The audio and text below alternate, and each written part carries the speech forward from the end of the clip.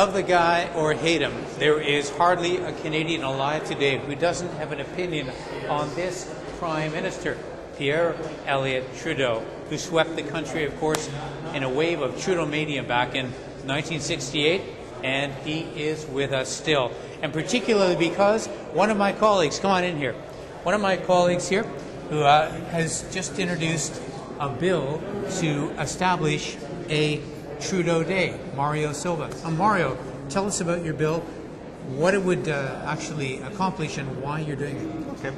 First of all, it's a day of commemoration.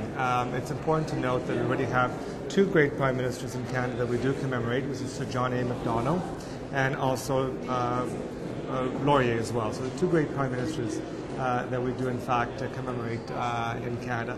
They're not holidays. It's not like I'm asking for a national holiday. It's a day of commemoration that will be noted in our records, and also a day to reflect about what a man has done for the country. Now, I know that all great men have both their critics and also their admirers. Certainly Churchill was one of them, a man who was greatly loved by many and also hated by many. I think Trudeau in some ways was in the same mold, in the sense that there was a lot of people in the country felt passionate one way or the other, as you stated. But he is really, at the end of the day, he is the father of our Constitution, of our modern Constitution. He is the father of our Charter of Rights and Freedoms, of multiculturalism, and also bilingualism. It's a very important piece of legislation that really define who we are as a country today. And it's important to note that before Trudeau, before the Constitution of '82, there really wasn't really a constitution. We had a British North American Act, which really was an act of the British Parliament, but no constitution per se. So in most countries, they do commemorate constitutional days, leaders who brought in a constitution, so it's not unusual that we also should commemorate somebody like Trudeau, who had played such a vital role in bringing a Canadian constitution. Now, I have heard it said that in Pierre Elliott Trudeau, Canada finally had a politician somebody said was worth assassinating. In other words, raised such passions, pro and con, that he transcended the normal, blucky, boring politicians that, of course, you and I don't personify, but others do. Now, why was Pierre Trudeau such an igniter of passion? Well, I think, first of all, he was ahead of his time. You think about the statement about when he was Minister of Justice about the fact that the state has no business in the bedrooms of the nation. That was very provocative. I mean, the whole divorce legislation he brought in, I mean, nobody, there was groups and religious organizations all attacking him, and so he did bring a lot of a passion and commitment to his file, but at the same time there was a lot of people who just couldn't stand the positions he took on certain issues. He was also somebody who was I admired greatly, but at the same time he had some arrogance. I mean, he strongly believed in his views. He really didn't care how you felt about it.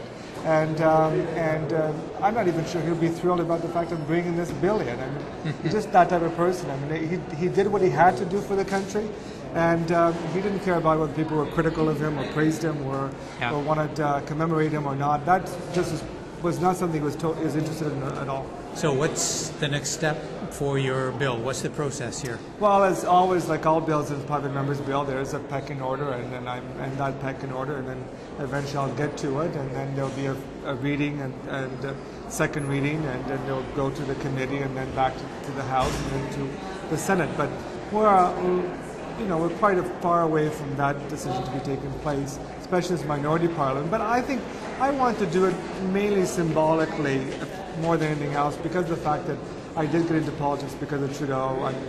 I came to Canada in '75.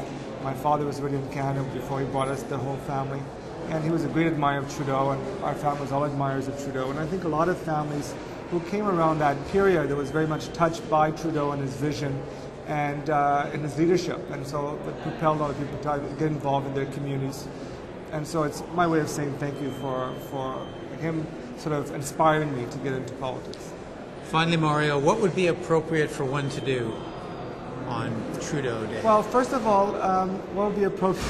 I think to do whatever people like. I mean, he loved the outdoors and nature. He was a big fan of the Jaime National Park, a big fan of canoeing. I think really to enjoy the outdoors and the beauty of the country would be beautiful, especially on a fall day in October. His birthday is October 18th, so it's quite appropriate. The leaves are quite wonderful. I think enjoying nature, I think, would certainly be something that he would very much encourage people. More than anything else, he loved nature. And if that fails, we can put a rose in our teeth and pirouette, right?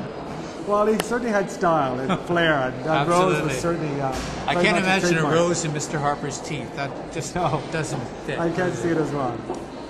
Mario. I think the other thing too is that to remember is that in a lot of other countries, and even if you look at our neighbors to the south, once somebody leaves office, there's a great amount of respect for that person, regardless of which party they belong to. Yeah. In Canada, for whatever reason, unfortunately, our statesmen or our former prime ministers are perceived with great disdain. Sometimes it's their fault. They play a little bit petty politics with each other. But it would be nice to see a situation where once somebody leaves their public life, that they're given either role of elder statesman in the country and play an important role and go beyond, rise above the party politics. It would be good. Mario Silva, thank you very much. Thank you for watching. Thanks, Pierre. Good charter. Good work.